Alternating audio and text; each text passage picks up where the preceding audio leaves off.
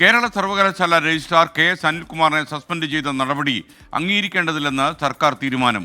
Vice ചാൻസലർക്ക് രജിസ്ട്രാറെ suspend ചെയ്യാനുള്ള അധികാരമില്ല എന്നാണ് വാദം. ഇതുപ്രകാരം രജിസ്ട്രാർ ഇന്നും ഡ്യൂട്ടിക്കെത്തിയേക്കും. രജിസ്ട്രാറെ സസ്പെൻഡ് ചെയ്ത വൈസ് ചാൻസലർ നടപടിക്കെതിരെ SFI ഇന്ന് രാജ്ഭവൻ മാർച്ച് നടത്തും. ഇന്നലെ കവടിയാർ രാജ്ഭവനിലേക്ക് SFIയും DYFIയും മാർച്ച് നടത്തിയ കാര്യം പ്രേക്ഷകർ ഓർമ്മിക്കുക. വൈസ് ചാൻസലറിന് അസിസ്റ്റന്റ് രജിസ്ട്രാർ വരെ ഉള്ളവർക്കെതിരെ മാത്രമാണ് സസ്പെൻഷൻ ആണെങ്കിൽ ഏത് നടപടി സ്വീകരിക്കാനാണെങ്കിലും വൈസ് ചാൻസലർ അധികാരമുള്ളത്. ഇപ്പൊ തികച്ചും ചട്ടവിരുദ്ധമായിട്ടാണ് വൈസ് ചാൻസലർ ഇതിനകത്ത് ഇടപെട്ടുകൊണ്ടിരിക്കുന്നത്. ആ സർവകലാശാലയെ തകർക്കുന്നതിന് വേണ്ടി RSSന്റെ തിട്ടൂരം അതാണ് അവിടെ നടപ്പിലാക്കിക്കൊണ്ടിരിക്കുന്നത്. സംഘപരിവാരത്തിന്റെ വാലായി നിന്നുകൊണ്ടാണ് അദ്ദേഹം പ്രവർത്തിച്ചുകൊണ്ടിരിക്കുന്നത്. അപ്പൊ അങ്ങനെ ഒരു സംഘപരിവാറുകാരനെ സർവകലാശാലയ്ക്ക് ആവശ്യമില്ല. ഒരു വൈസ് ചാൻസലറിനെയാണ് സർവകലാശാലയ്ക്ക് ആവശ്യം. ശക്തമായിട്ടുള്ള പ്രതിഷേധങ്ങൾ ഈ വിദ്യാർത്ഥി സംഘടനയുടെ ഭാഗമായി ഈ നിലപാട് മാറ്റുന്നത് വരെ ഉണ്ടാവും. റിനു ശ്രീധർ തിരുവനന്തപുരത്ത് നിന്ന് ചേരുന്നു. റിനു, യഥാർത്ഥത്തിൽ നമ്മൾ സിൻഡിക്കേറ്റിലെ ചില സീനിയർ അംഗങ്ങളുമായി സംസാരിച്ചപ്പോഴും അദ്ദേഹം ഇല്ലാത്ത അധികാരം ഉപയോഗിക്കുകയായിരുന്നു. രജിസ്ട്രാറെ തീരുമാനിക്കുന്നത് സിൻഡിക്കേറ്റാണ്, നിയമന അതോറിറ്റി സിൻഡിക്കേറ്റാണ്. അതുകൊണ്ട് തന്നെ അദ്ദേഹത്തിനെതിരെ അച്ചടക്ക നടപടി എടുക്കാൻ സിൻഡിക്കേറ്റ് മാത്രമേ അധികാരമുള്ളൂ.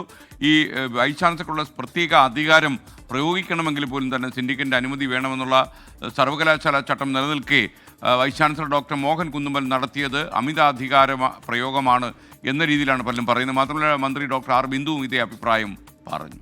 കൂടുതൽ വിവരങ്ങൾ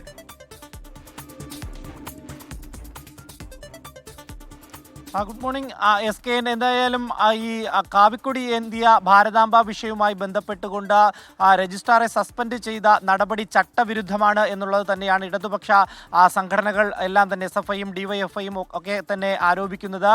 ഈ അസിസ്റ്റന്റ് രജിസ്ട്രാർ വരെയുള്ളവർക്കെതിരെ നടപടിയെടുക്കുവാൻ മാത്രമേ വൈസ് ചാൻസലർക്ക് കഴിയൂ എന്നുള്ളതാണ് ചട്ടം എന്നുള്ളതാണ് ഇവർ ആരോപിക്കപ്പെടുന്നത്. സിൻഡിക്കേറ്റാണ് ഈ രജിസ്ട്രാർക്കെതിരെ ഏതെങ്കിലും തരത്തിൽ നടപടിയെടുക്കണമെങ്കിൽ പോലും എടുക്കേണ്ടത്, ചുമതലപ്പെടുത്തുന്നതും സിൻഡിക്കേറ്റാണ് എന്നുള്ളതാണ്. ഇന്നലെ തന്നെ സിൻഡിക്കേറ്റ് അംഗങ്ങൾ ഇക്കാര്യം പറഞ്ഞുകൊണ്ട് രംഗത്ത് വരികയും ചെയ്തു. അതുകൊണ്ട് തന്നെ മോഹനൻ കുന്നുമേൽ എടുത്ത നടപടി അത് ചട്ടവിരുദ്ധമാണ് എന്നുള്ളതാണ്. ഇന്നലെ അദ്ദേഹം നടപടി എടുത്തതിനു ശേഷം ഉണ്ടായ കാര്യങ്ങളൊക്കെ തന്നെ നമുക്കറിയാം. SFIയും DYFIയും രാജ്ഭവനിലേക്ക് വലിയ രീതിയിലുള്ള ഒരു പ്രതിഷേധ മാർച്ച് സംഘടിപ്പിച്ചു. ഇന്ന് 11 മണിക്ക് SFI അതിനേക്കാൾ വലിയ ഒരു മാർച്ച് ആഹ്വാനം ചെയ്തിട്ടുണ്ട് രാജ്ഭവനിലേക്ക്. എന്തായാലും ഗവർണർ ഈ RSSകാരനായി മാറുകയാണ്, RSS കാവ്യവൽക്കരണം നടത്തുകയാണ് എന്നതടക്കമുള്ള ഒരു പരാമർശമാണ് DYFIയുടെയും SFIയുടെയും ഭാഗത്ത് നിന്ന് ഉണ്ടാകുന്നത്. എന്തായാലും നിലവിൽ ഇപ്പോൾ മോഹൻ കുന്നുമേൽ വൈസ് ചാൻസലർ ഈ ഒരു നടപടിയെടുത്തതിന് ശേഷം റഷ്യയിലേക്ക് പോയിരിക്കുന്നു എന്നുള്ളതാണ്. അതുകൊണ്ട് തന്നെ സിസ തോമസിനാണ് ഈ ചുമതല നൽകിയിരിക്കുന്നത്. നമുക്കറിയാം, നേരത്തെ തന്നെ സിസ തോമസ് സർക്കാരുമായും SFIയുമായൊക്കെ തന്നെ വലിയ രീതിയിൽ ഒരു തർക്കത്തിൽ ഏർപ്പെടുന്ന ഒരു സാഹചര്യമായിരുന്നു, ഇവരെ തടയുന്ന സാഹചര്യവും ഒക്കെ തന്നെ ഉണ്ടായിരുന്നു. നിലവിൽ സർവകലാശാലയിലേക്ക് ഇവർ ചുമതലയേൽക്കുവാൻ വേണ്ടി വരികയാണെങ്കിൽ SFI തടയും എന്നുള്ളത് തന്നെയാണ് അറിയിച്ചിട്ടുള്ളത്. എന്തായാലും ഈ സിൻഡിക്കേറ്റിന്റെ അനുമതിയോടുകൂടി ഈ രജിസ്ട്രാർ ഇന്ന് ഇവിടേക്ക് ചുമതലയിൽ തന്നെ ഉണ്ടാകും, സർവകലാശാലയിൽ ചുമതലയിൽ തന്നെ ഉണ്ടാകും എന്നുള്ളതാണ് നിലവിൽ നമുക്ക് ലഭിക്കുന്ന വിവരം. ഇദ്ദേഹം ഇന്നും ഡ്യൂട്ടിയിലെത്തും. അങ്ങനെ ഡ്യൂട്ടിയിൽ എത്തുകയാണെങ്കിൽ ഏത് തരത്തിലായിരിക്കും ഗവർണറുടെ ഭാഗത്ത് നിന്ന് ഉണ്ടാകുന്ന നടപടി എന്നുള്ളതാണ്. എന്തായാലും നിയമവിരുദ്ധമാണ്, ചട്ടവിരുദ്ധമാണ് ഈ രജിസ്ട്രാർക്കെതിരെ എടുത്ത നടപടി എന്ന് തന്നെയാണ് ഉയർന്നു വരുന്ന ആരോപണം. SKN.